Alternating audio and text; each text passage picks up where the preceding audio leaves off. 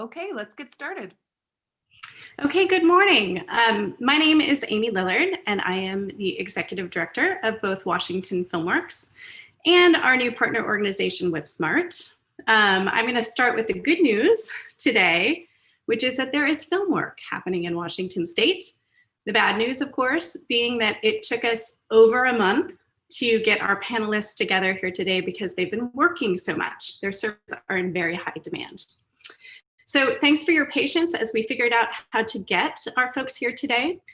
We have literally been inundated with safety on set conversations. Like on every single day, we're hearing from you. So the group of COVID-19 supervisors that we're bringing to you today have a ton of information to share and will be very helpful, I think, for coming up with set safety plans. So a couple of reminders before we get started. I just want to remind you that Washington FilmWorks has created a website, a page on our website, for safety on set resources. There are, of course, the mandatory safety guidelines that were approved by the governor's office. But in addition to that, we have a ton of other resources. So we have information about safety training, PPE, required signage, and we are every week updating the site. Our website is washingtonfilmworks.org. And also, just know that we are building this site out based on what we hear from you in the community that you need. So if there's something that you're looking for around safety on set that is not on that site, please email us at info@washingtonfilmworks.org, and we will do our best to find the information you need and also put it up on the website so other people can benefit from it. So in other breaking news, I want to mention again that Washington FilmWorks recently launched our production directory. We've, for a very long time, had a crew directory. So if you're a crew member and haven't signed up for that, please do. But more recently, we started our support services part of our directory. It has become the one-stop shop for production needs. And on this website and in this directory, you can find crew, production companies, post-production services, vendors, and support services. It is absolutely free to sign up, and you control your listing. So that's everything from the credits that you have on the site to the information, the contact information that you have forward-facing. So why should you sign up? It is this Washington FilmWorks production directory, the most comprehensive and up-to-date resource in Washington State. It is the place where people will go who are both local and out of town to source crew and production support services. So it's a way for you to find work and to get business. In addition to that, as you have probably heard me say on multiple occasions, it is really hard for us at Washington FilmWorks to quantify the impact of the film industry in Washington State. That's mostly because you guys are gig workers and you don't show up in typical state data. So if we have a resource where everybody is listed and the production support service businesses are listed, we can point to it and just remind the legislature and elected officials that we have a very large and impactful industry and that they should do things like increase the incentive program. So if you have questions about any of that, please drop it in the chat that you have on the YouTube site. Before we jump into our conversation with the COVID-19 supervisors today, I do just want to have one moment to clarify some information around testing. We're also getting a lot of questions about testing. And to clarify, Washington State specifically does not have a requirement for testing for crew and cast. The unions, however, do have mandatory testing guidelines in their document that they just published recently called the Back to Work Agreement. We certainly believe that if you have the capacity to do it, testing is a great idea on a film set, so we would encourage you to think about that. If you are able to do that with your resources and on your production, we have sourced a couple of testing resources for the industry, and those are also up on our website on our COVID-19 page. These are resources that came directly from producers working in Washington, and they are resources that have worked for them. So let's move into the conversation today that you came here to listen to. I want to do a little bit of table setting before I invite our guests to the conversation. The first is, and you probably already know this, but there's not a lot of guidance around the COVID-19 supervisor position. In fact, in the Washington guidelines, it simply says in our mandatory guidelines that you need a site-specific COVID-19 supervisor designated by the employer at each job site to monitor the health of employees and enforce the COVID-19 job site safety plan. That is it in the guidelines. That is all it says. In the union back to work agreement, which we often refer to, as you know, our union partners often set industry standard safety protocols. And in that document, which in that case, they call that person the COVID-19 compliance supervisor, that person is responsible for safety compliance and enforcement with respect to facility maintenance and studio departmental operations, and has the authority to enforce the safety protocols and has to be physically present on the set. So all that being said, that's not a lot of guidance to go on.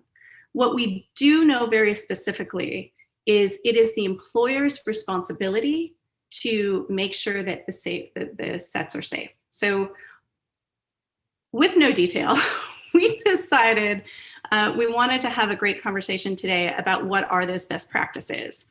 To help us figure this out, we invited a bunch of people who have been on the ground and are about to give us great advice. And I'd love to invite Herman, Mark, and Kat to the conversation. Welcome. Hello. Well, thank you. Thank you.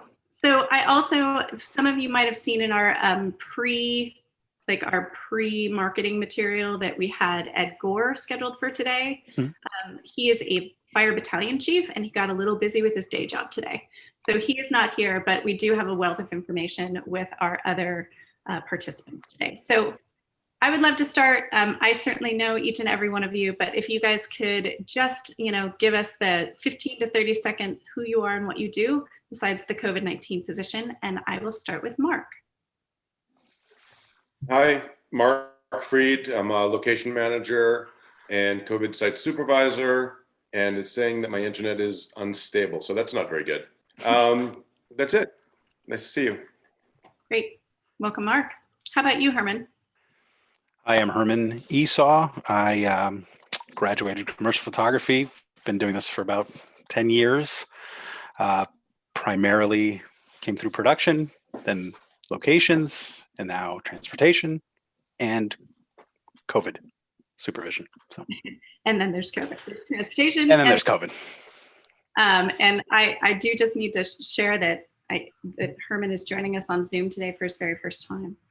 First time ever. I love it. Welcome. On Zoom. Yeah. And to the conversation. Thanks for being here. And Kat. I'm Kat Ogden. I work locally as an actor and as an assistant director. And I came into COVID safety on set through my other passion, which is the ecology and the environment. So I had been working doing environmental cleanup for an environmental services agency. And when COVID started, they moved some of my training into that area. There you go. Well, that is a great place to start. Thank you for the introductions. Let's just start with, you guys have all been working on sets. Can you give us an overview of what your job has been as a COVID-19 supervisor? So what does that safety on set officer look like? What are the things that you're doing?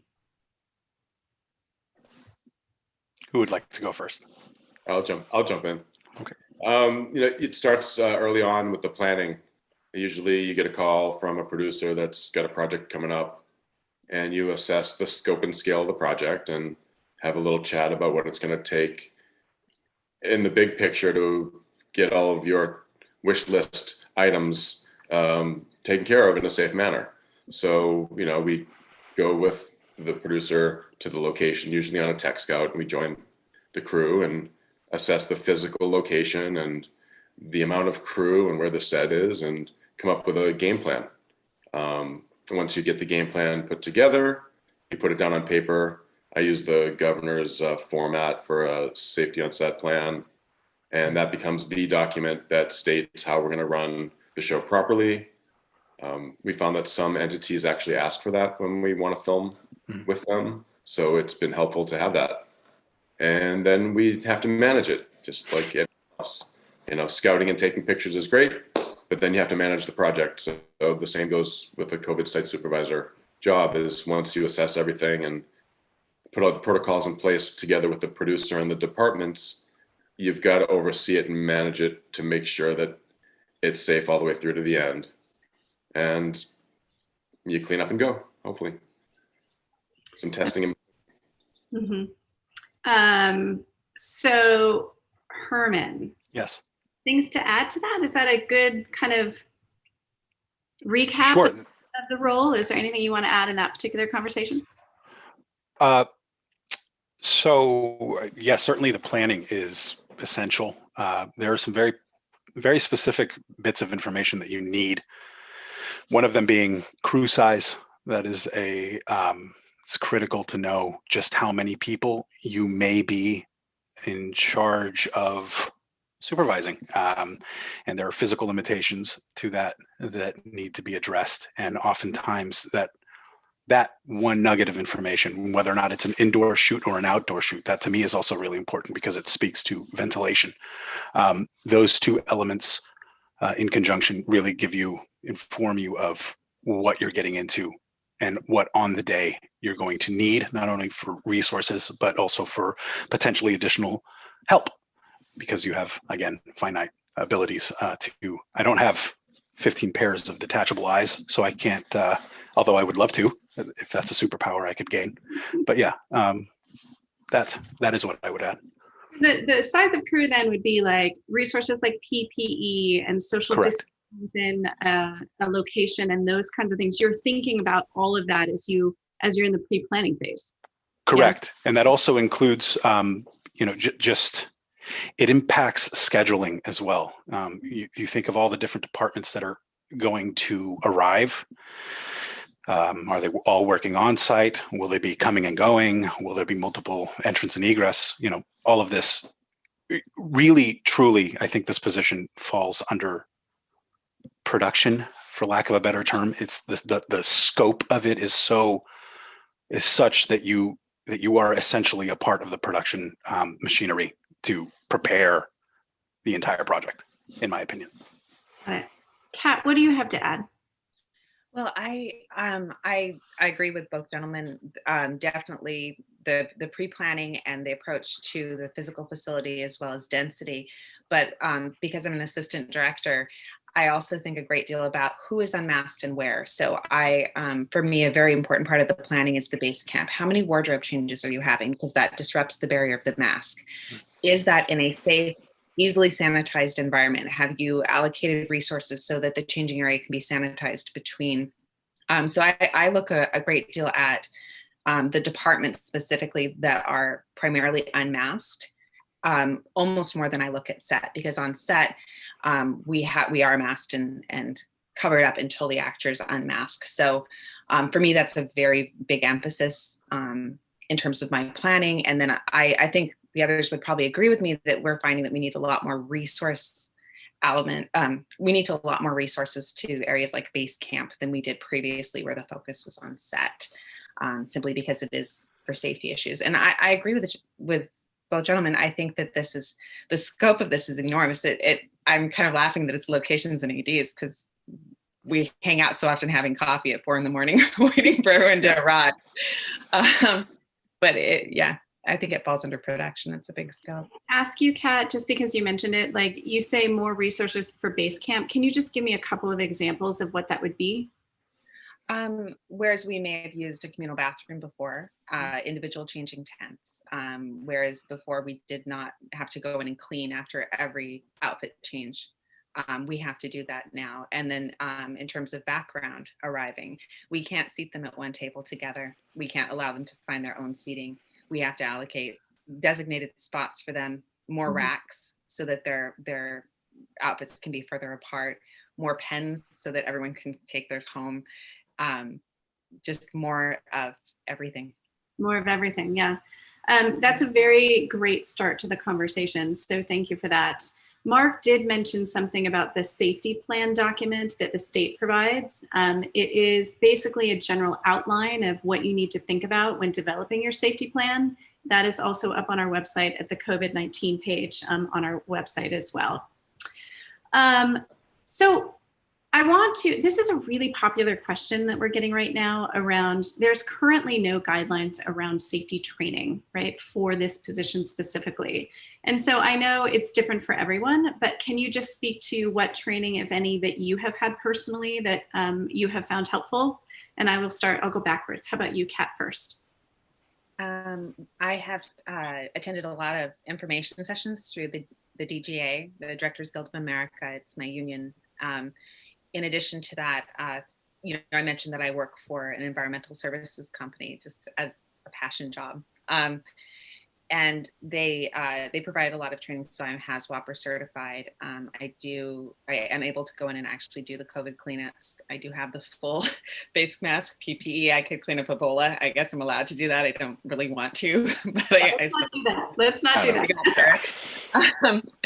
I did also go through, I have like the FEMA ICS 100 level certification, which is a communications protocol, which does actually help me in terms of how to communicate what we're doing.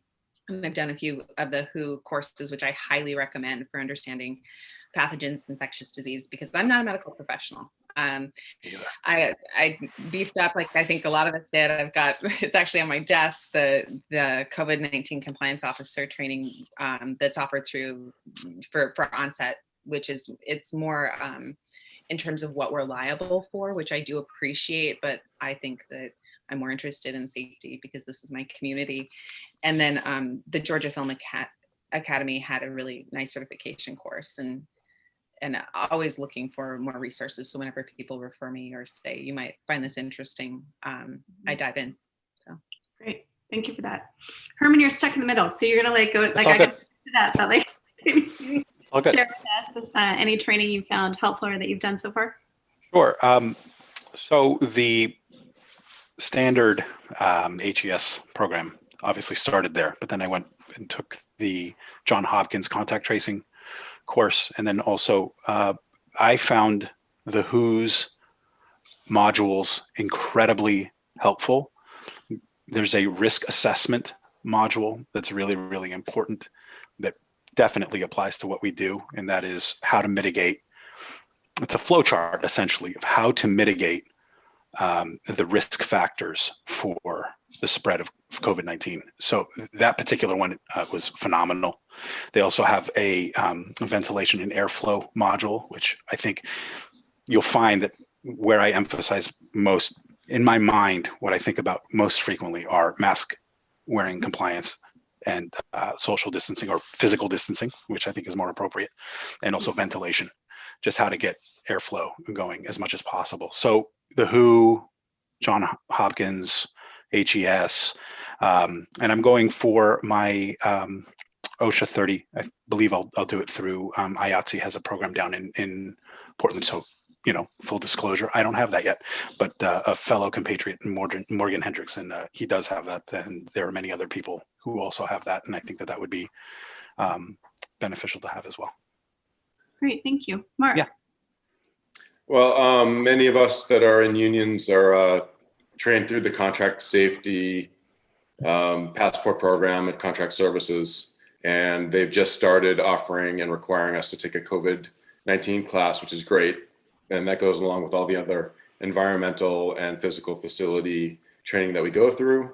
As part of the safety task force, when all of these are being developed, you all made reference to the construction industry quite a bit and how we were using some of the plans that they had been approved to help further our cause. So I went straight to that. I went straight to the general contractor training and saw what they required, saw that it was approved, and I renewed all of my medical certifications that I haven't done since I was a Boy Scout or since I was in third assistant director in LA on the BBC miniseries where I was the set medic also, right? So got my CPR, my bloodborne pathogens, just all the current certifications that the construction industry required as a minimum to take temperatures.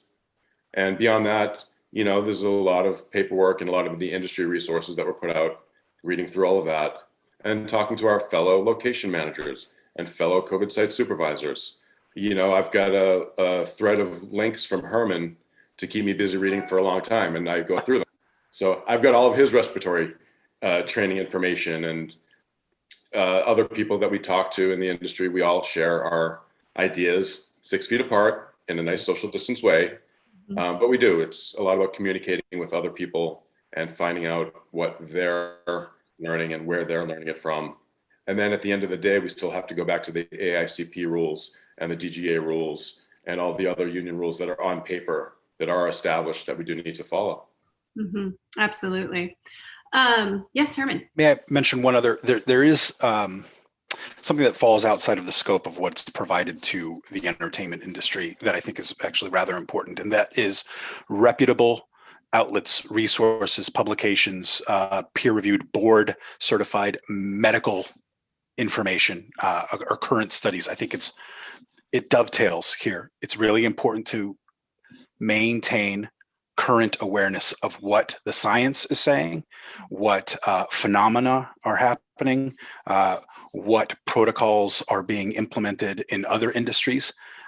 So these are certainly resources that I lean on heavily. And I think on my Facebook, I tend to share some YouTube channels that are specifically designed for medically trained professionals and people that understand a lot of this science, which admittedly, I mean, the layman can understand. If you're smart enough, you definitely understand it, but the information is pretty critical. So I would say that as well. Thank you. I will also mention that the World Health Organizations, or the WHO training is up on our website under the header of under safety training. Imagine that. So Cool. What I'm hearing from you before we move on too is any crew member could benefit from listening to some of that stuff. Yeah, nodding of heads, great. It's such an interesting role, right? This supervisor position, because you are interfacing between crew and client and producers and all of these things. That's a pretty big role and thing to manage. What are some of the most challenging parts of this job? Telling the boss who's paying the bills to, again, for the 5th time, step 6 feet away from the circle that they've been chatting in. They understand it. They do. They appreciate that we're pointing it out, but it's the constant grinding on them that after a while, you've got to take them aside and say, hey, look, guys, you got to lead by example. That's tough. That's a challenge. That is challenging. I can only imagine. But, what I'm hearing from you is that as soon as you tell them, they're like, oh, right, I have to be 6 feet. I'm setting an example. And it's just that constant reminder that's challenging. Yeah. It's a nagging position. I mean, really, truly, you have to, oftentimes what it devolves into is just, I don't want to use terms, but it's like babysitting sometimes. You have to really keep an eye on everybody and constantly remind them. And ideally, that wouldn't be the case, but we forget, when creatives are concerning themselves with another part, which I think is really important to emphasize, and that is that they're attempting to complete the task at hand. This is an addition, and it's a very recent addition, obviously. Their mind is involved in the success of their endeavor, and they might forget. And so I think it's really important to do that gently or with tact as much as possible, and perhaps globally. I tend to say it to the whole set so that everyone remembers, but that might be more of my locations kind of bark at the whole world kind of deal. So, everyone has their ways. Besides the respectful nagging, Kat, are there other parts of the job that you would like to, chat about in terms of the challenges? Yes, thank you. I think one of the most difficult things that I've noticed is this is restructuring. And we are in a very hierarchical business, and we are a guild trade arts business. So there's only things that you can learn by apprenticeship and through mentorship. And we definitely bring people up. But once you've worked to a certain level, it's very difficult to have your knowledge of safety challenged because you've already put in 20, 30 years being excellent, taking care of your crew. And I like to think in the Northwest, you don't rise unless you are somebody that's very community oriented. And it can be really difficult for any of us to readapt to that and to re-examine our workflows. And as an assistant director, I'm constantly stepping my toes and realizing that all of my old habits have to be restructured. And we just have a different eye for safety. I had this beautiful moment on this set I was on recently.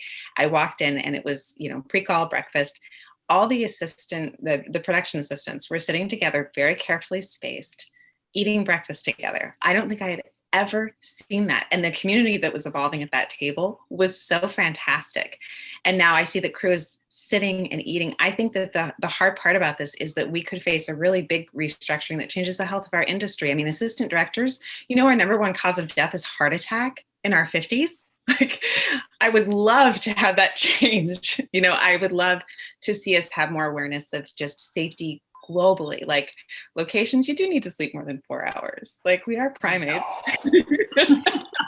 It is nice to think if we are looking for some half fulls, maybe there are safety protocols that are being put in place that make our industry safer and happier in the long run. So I like the fact that we have some kind of half full in this scenario. So thank you for that. It's nice to hear.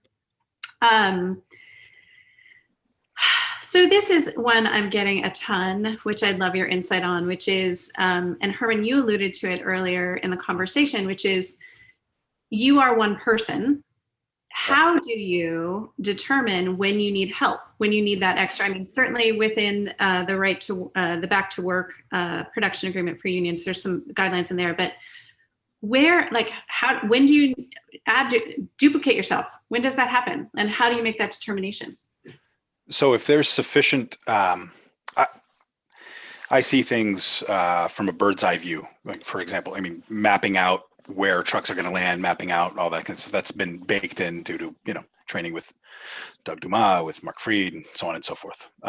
So my mind goes to, first and foremost, where's the check-in? That's ideally where I start. That's where I need to be initially. I need to make sure that wherever that is, I'm able to see and be involved in whoever is arriving on set. Okay, so then there's a set back here. Okay, so I'm outside base camp and there's set. Well, I can't physically be in there monitoring. So if there's, ideally, frankly, in my opinion, I think there might be an assistant almost every time, barring being underneath a certain amount of, like, maybe five or six people that you could watch, and it's a really small shoot.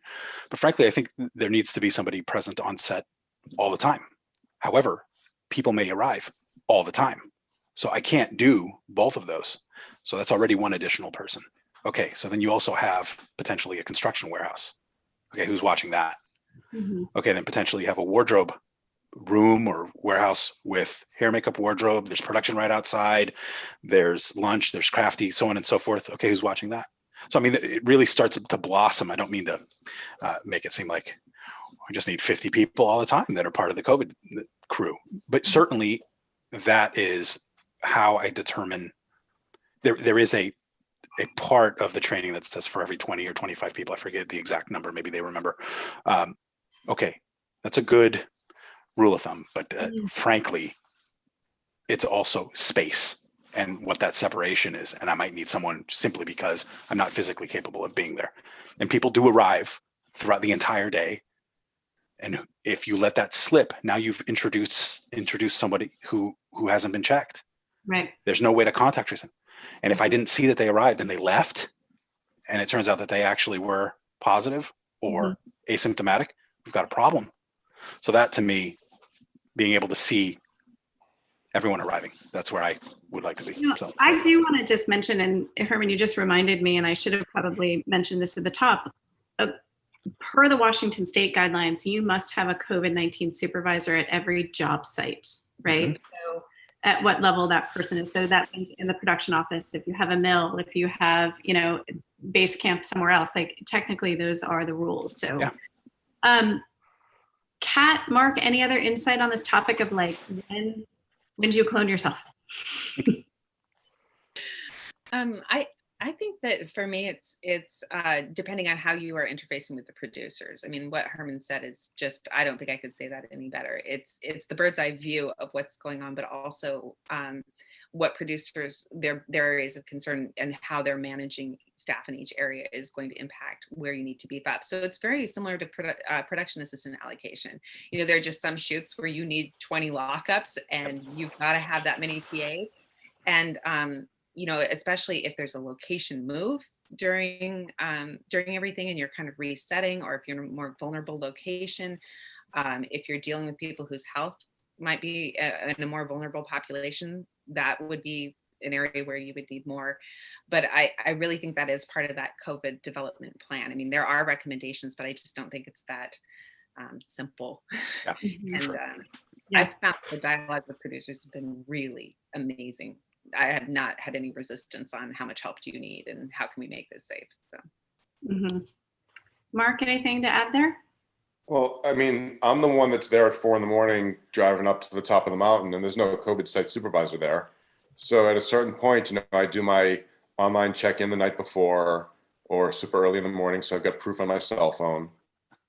If we're in a place with no cell phone service, then I can't prove to them that I answered my questionnaire properly. Then they hunt me down until they find me. And, you know, that can be whenever in the day. But the hard part is tracking and tracing all of the people that are going to come and go throughout the day without one central funnel point that exists all day long.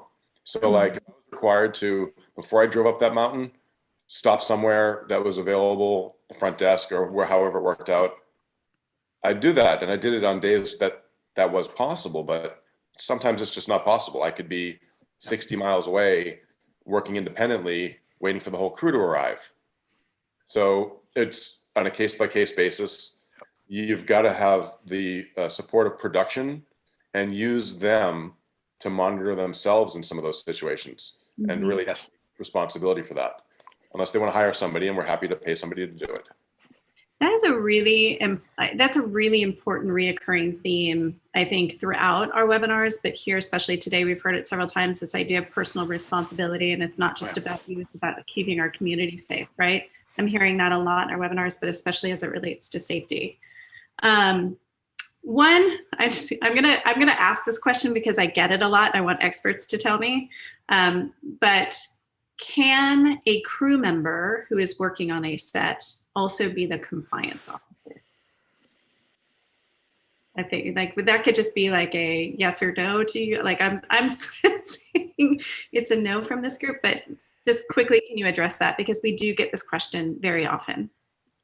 It's very frustrating. Yeah, I'll let someone else go first, but I'm formulating thoughts, but please. I think we're all hesitant to say anything on that. In general, safety should be one designated point. It's like if you, this is a terrible analogy, but if you need to call 911, there's one person calling that 10.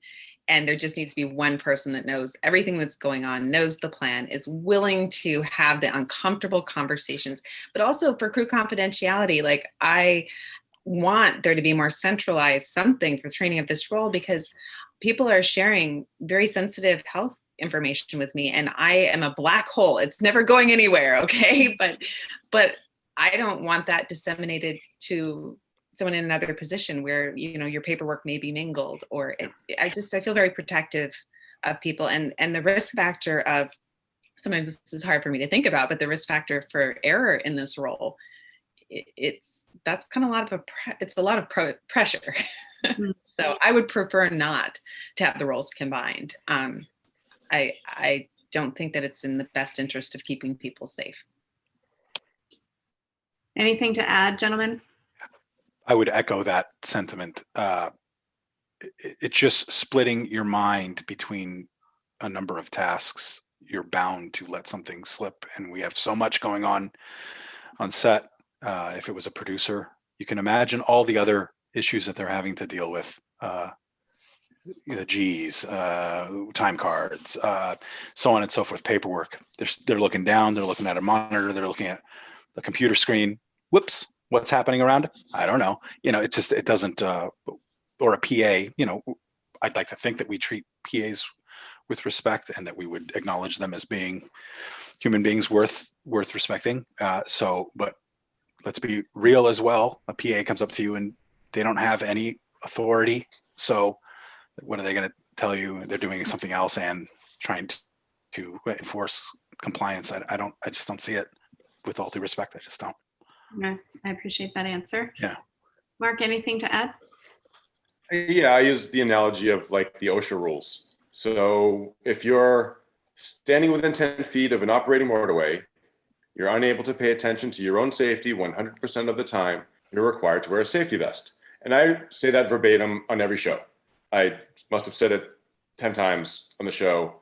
And that's the same way when you're on set working as a COVID site supervisor.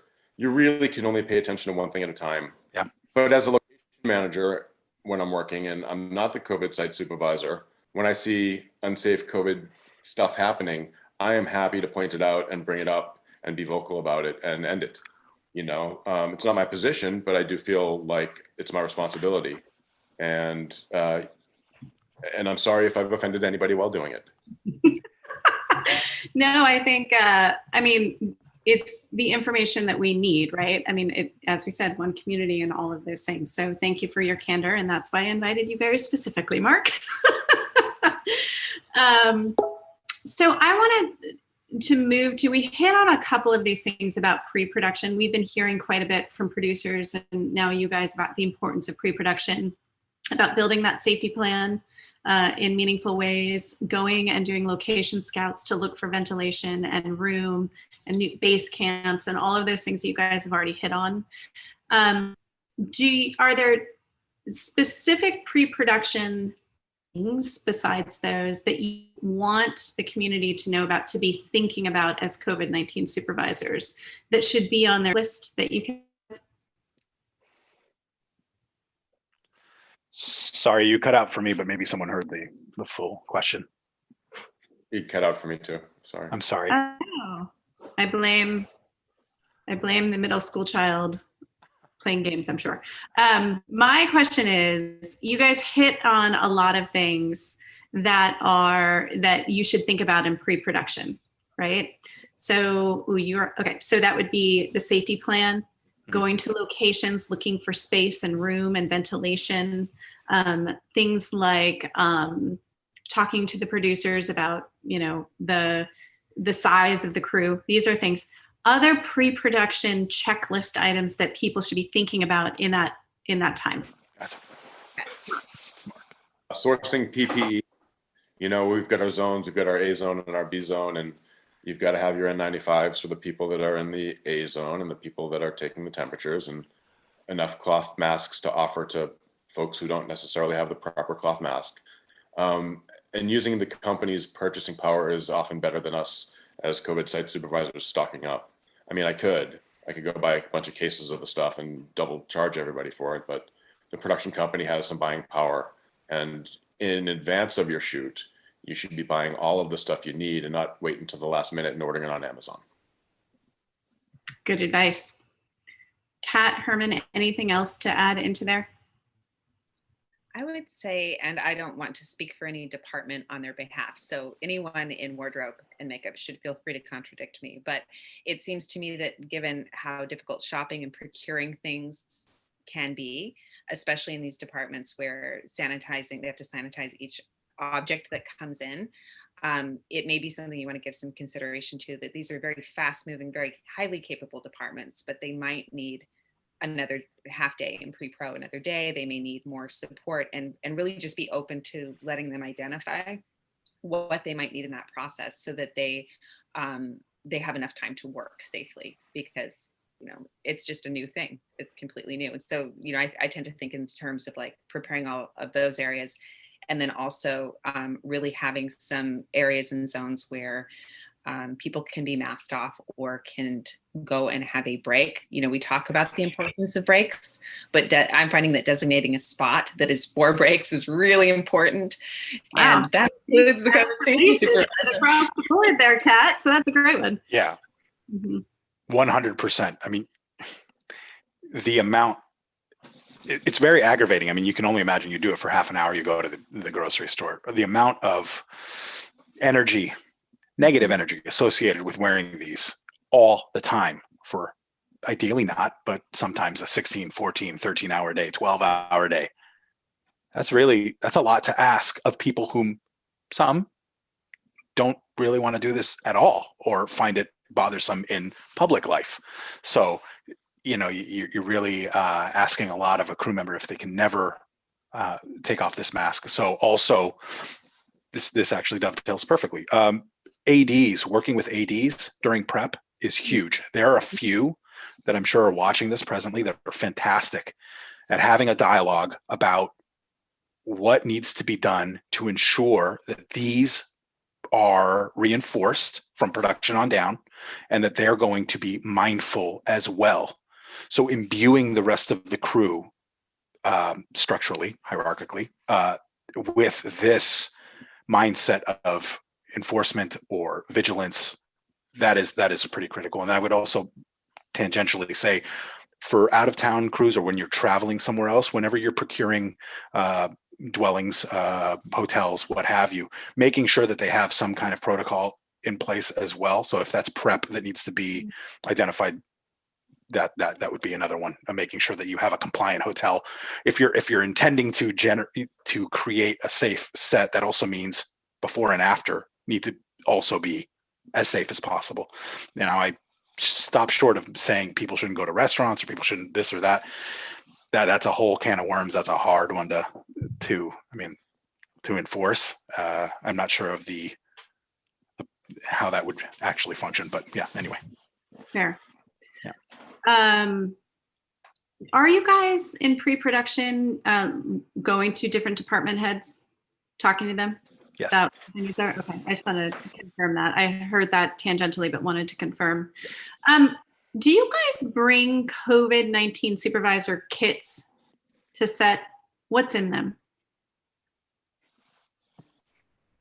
I've got lots of hospital sanitizers, like from pure alcohol to the stuff that they use in the ICU to clean out after a contagious patient, and gloves for myself, and a face shield for myself, and masks and stuff for myself. I've got these really cool little barrier sheets that the dentists use on frequently touched objects. I'm still trying to figure out how to make them work a little bit better. I don't know. But plenty of supplies for sanitation and personal safety. I usually rely on the company themselves, though, to buy the PPE for the crews. Mm-hmm. And I've got a big, giant air exhaust blower that can pump air out at an outrageous volume that I use on sets that are interiors, just to keep the set air moving. By the way, that's like the time of COVID, brave new world.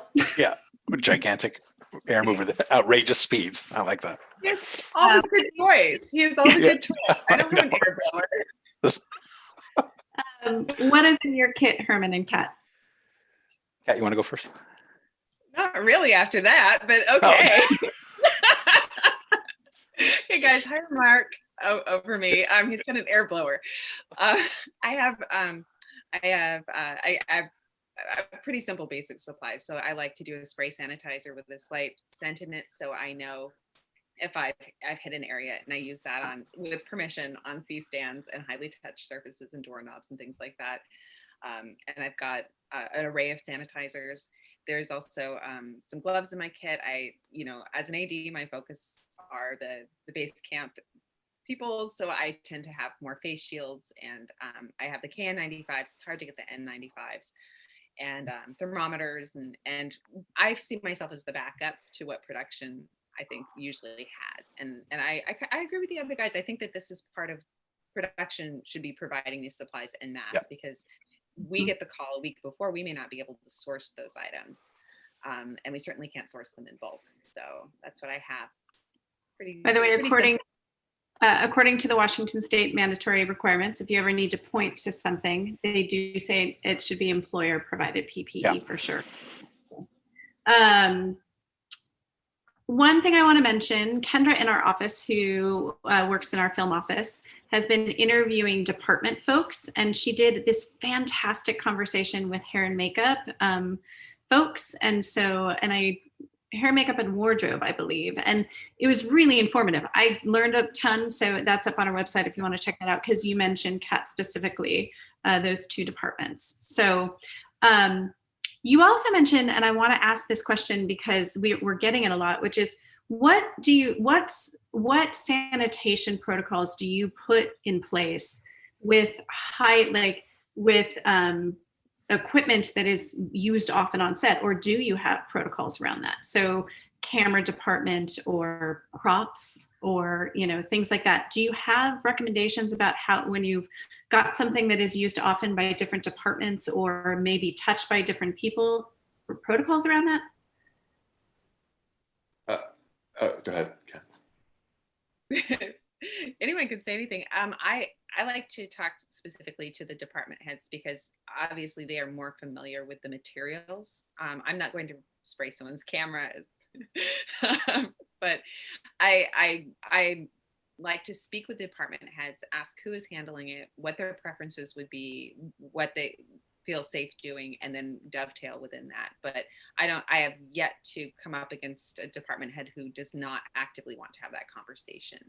I think where I get worried are like trucks, for example, the cabs of trucks, where we go into a store, we sit down on something, we get back inside, that sort of thing. I think that we're evolving and learning what to do, and we're finding different techniques. So do I have set protocols? No. Is it always a conversation? Absolutely. So the takeaway in that moment is make sure in pre-production and throughout production, you're checking in with your department heads about safety. Herman, before you go to that question, I didn't get your kit. What's in your kit? So can we go there? Yeah, my kit is, I've actually taken some photos of it. I have 2 carts that I've built out, and they're rather helpful. I think I need some off-road tires, but that's a whole nother discussion. I have cases full of various size gloves, wipes for different compounds of wipes, so that I'm visualizing, so I'm going to close my eyes. Different kinds of wipes that have, again, different compounds, sprays of all varieties, liquids of all varieties for different kinds of cleaning. So there's a dovetail here. What she just mentioned, what Kat just mentioned, was different pieces of equipment are sensitive in different ways. And I've had conversations with sound in particular, and this would apply to camera as well. You use the wrong thing or something rather destructive, corrosive, or whatever on their equipment, that's bound to be a problem. So I would highly recommend, prior to ever touching anyone else's stuff, simply because you think you're the COVID officer, you might want to check with whose stuff you're touching. And maybe they have a sanitation process that they already employ before or after. And that's actually something that you will find is a frequent refrain, that they're going to say, hey, I know I take care of it after, I take care of it before. There are many VTR, sound, camera that do that, and they prefer to not have you intervene. I would say that's perfectly reasonable. I would say that I have to trust that they're actually going to, that they're the department touching it. So if it's an enclosed loop and only they touch it and only they want to touch it, I'm going to leave it to them. But thermometers, face shield, medical grade face shields, extra masks. And to Mark's point, I consider myself a backup to what production should be bringing already, or be procuring, or going through me to let them know what would be ideal to purchase. So I have more, but when we start dipping into only my stuff, that's a whole nother conversation, but it should be certainly on them. Great, that's good feedback. Yeah. Anything to add, Mark? Yeah, the protocol that I usually put in place is scrub in, scrub out, just like you are in an ICU. If you're going to go into the camera, go ahead and clean your hands first, go in and make your adjustments. Step back, let the video, the DIT guy go in and do his thing, and then you step out, and let the audio guy go in to make his patch, and then you step out.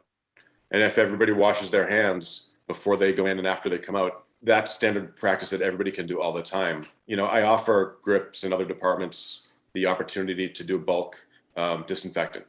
I have a power sprayer with all kinds of stuff, and sometimes just a regular old Clorox wipe out of the bin is enough to wipe down a C-stand, or a frequent touch spot like a door handle on a door between sets. You know, it's all the little places that need to constantly be monitored. But if everybody is washing their hands and using hand sanitizer before they touch the equipment and after they leave a space, then that's good standard protocol to keep everybody as safe as they can, regardless of the aerosol issues and everything else. So I just wanted to add one more thing, if you don't mind, quickly. So air scrubbers, I'm not sure if you've been made aware of them, but air scrubbers, what is that? Is that an air scrubber? They're really important for sanitizing air as best possible. So HEPA filter air scrubbers would be an additional. For those who might not know, what is an air scrubber? So it's a, if you can visualize it, it's an input and then a barrier of filtration and HEPA filtration in particular that is replaceable, and then a exhaust. So in, purify, and then back out into the air. So if you have a few of those for cross ventilation, you're doing your part. Now you'd have to look at the manufacturer specifications for what square footage they're actually capable of effectively cleaning. So you might need 4, you might need 2, you might need 1, really depends. And the reason I mention that is there are vendors now that we rely on, PNTA, Zoller has some, I'm not sure if Nuge has any, but so on and so forth, that are acquiring those. They are expensive. I could theoretically grab them. However, you know, then kit fee goes way up, or they're a rental, or they're a separate agreement, because that's not, again, they're 2 of them alone cost about $1,000 or $1,200, but they are pretty important. And I would say fans, have fans to move air. So yeah, go ahead. So these also have UV disinfecting bulbs in them as well. There's another one, UV. Yeah. The Space Needle, you walk through this cool little arch that basically blasts every person and their belongings with this UVC light, and it sanitizes you on the way in. It was genius to see that machine. But simple air purifiers should have HEPA filters and UV if possible, because UV is a good deterrent. I think Kat had something to say too. I agree. Got a UV light that you put in, and then with a remote from outside the room, you zap the room. And that's been really useful. But kind of on this, and this is something that I'll bring up because I like to bring up awkward stuff, I guess. One of the other things that you can do that's important in all of this, you know, when we're talking about communal surfaces, is the bathroom. Yeah. And it is no longer the time for this discourtesy of urine on the toilet seat from anybody. And that is now a larger issue. And then in addition to that, it's not widely known, but you need to close the toilet seat before you flush. Yes. Those are stalls. That's a big deal. It is a big deal. And if you are in multiple stalls without, or those lovely self-flushing toilets, go every other. It helps mute the transmission. But I love this idea of the zombie double tap. That's what we've been calling it, which is like you wash your hands, then you touch something, and then the next person touches it. That you should leave every surface sanitized, so you're not just biohazarding all over the place, if that's a verb. That's awesome. I love it. You get up from the table and you wipe it down, right? It's going to make the world a really tidy place. So our dear friend Ed Gore, who couldn't be here today, we got a couple of gems from him in advance. And I do just want to mention that he feels very strongly that anyone in the hot zone should wear an N95 and eye protection, right? That is definitely something that we heard. And you guys, I could literally, like, we didn't even get to all of our questions. So I want to take a question that we got from the chat and then ask you one final question. So, and then beg you to do this again, because we didn't get to all the questions, as you know. But the one in the chat that I wanted you guys to address is, there are students here who are trying to do the right thing. Like, what advice do you give to them to do their best to keep people safe when often they're not working with budgets at all? Like, what would you say? This is a guild, trade, art, and mentorship is important. So you have a community and we're here. And if we want fantastic production assistants to become amazing coordinators or grow up to be like the world's best grip, who become directors, who bring more work into town, we have to be there for you. So, you know, I think if you approach any of us professionally with specifics, you know, it is really hard to say, I'm going to work for free or I'm going to give a free consultation. But if I don't mentor, you're not going to get the information you need. For me, safety is not proprietary. So let me know how I can help. You know, it may be a conversation on the fly, but let me know how I can help. That's nice. The same, I would say the same.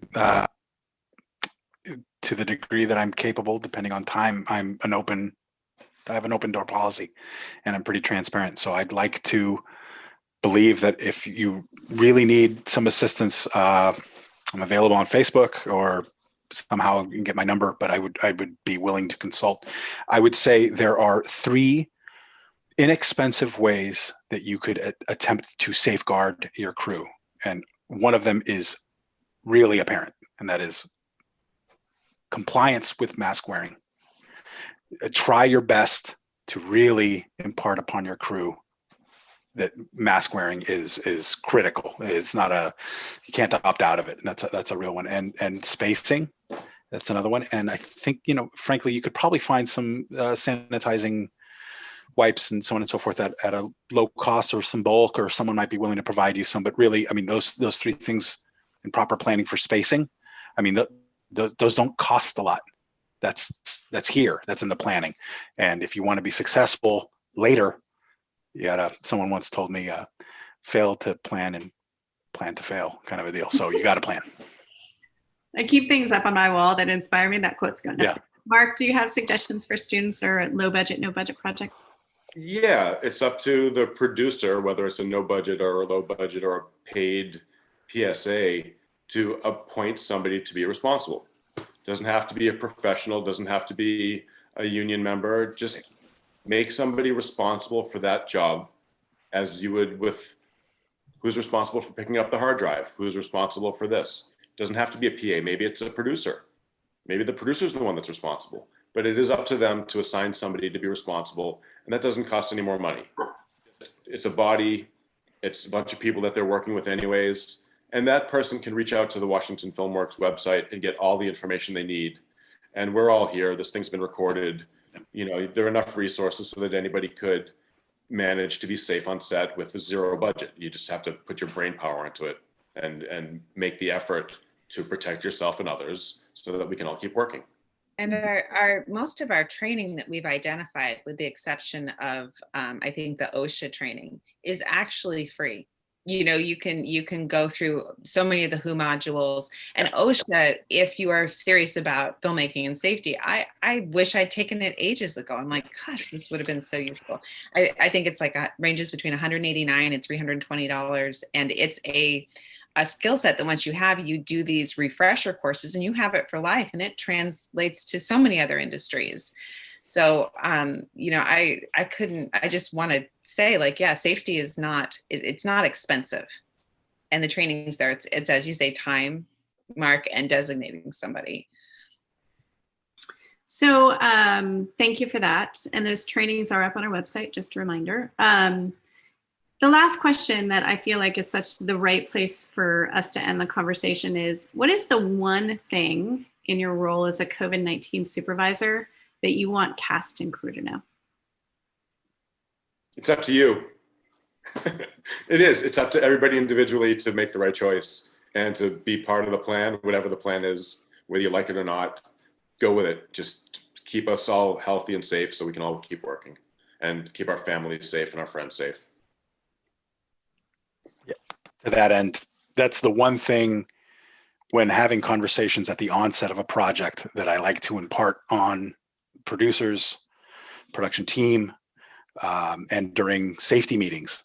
I believe it to my core. You as a crew member, you're a grown adult. In theory, maybe there are children on set, but you're a grown adult. You are a steward of the protocols yourself. Your own safety and the safety of your entire community relies upon you to actually be mindful and be aware and be a participant in the safety of everyone else as well. So in essence, don't let us down. Do it as well. It's you as well. Pat, anything to add? I think to strongly just echo what they said is this is a partnership. You know, the term supervisor is very misleading. And I've had safety conversations as an AD for years. And I am not there to enforce, I'm there to educate. And then, you know, it is partnership with producers to create a safe environment. We cannot force you to take a mask break when you're getting agitated. We cannot force you to wash your hands as you leave the bathroom. It really is up to a partnership to keep everyone safe. And we do have some, you know, concerns about health in a larger scheme. There's COVID and there's this. This is all just going to make us healthier. So the number one thing I'd say is just come in with personal responsibility, come in with a pacing, be willing to indulge in self-care. It's not our strong point in this industry. And the number one thing that you can do that will prevent you from getting COVID is have great baseline health. Be drinking enough water, be getting enough sleep, be taking care of yourself, eat the right foods. Just treat yourself better. It's not a strong point, but we're here and we're in it. So let's do it. I mean, what a fantastic conversation, you guys. I mean, so much good information, and I'm so grateful that you took this time. And I would love, I think, Mark, you led off early saying we are living and learning this every day. And so I think what we're learning will evolve over time. So we would love to invite you back when we all get a little bit smarter and know different things. So my parting request is that in the community, as you find things that you need, right, and you're having trouble sourcing safety on set information, let us know. You know, we have a wealth of knowledge in our fingertips and resources. We are here to help. And then the other thing I'll say is please sign up for that production directory, right? It is a way to get work and to be, be part of our bigger industry. And with that, thank you guys again for being here today. And we look forward to having you back. Thank you. Appreciate it.